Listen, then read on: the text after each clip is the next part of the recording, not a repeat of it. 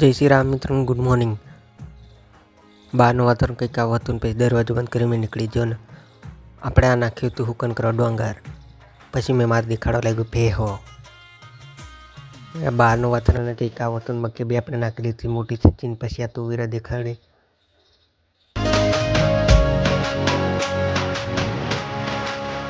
પછી આ જોઈને મારો 25 કરોડનો બંગલો.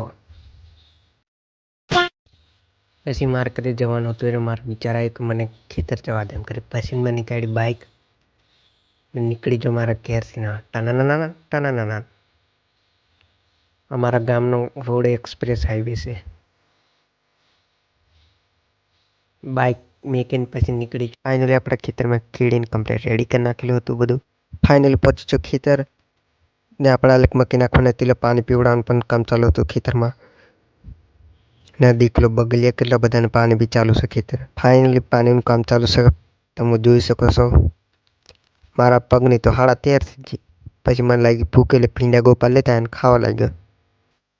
ને આ બગલિયા તો જુઓ મિત્રો. આજનો મિની વ્લોગમાં આટલું પસંદ આવે તો લાઈક સબસ્ક્રાઈબ કરીને જજો.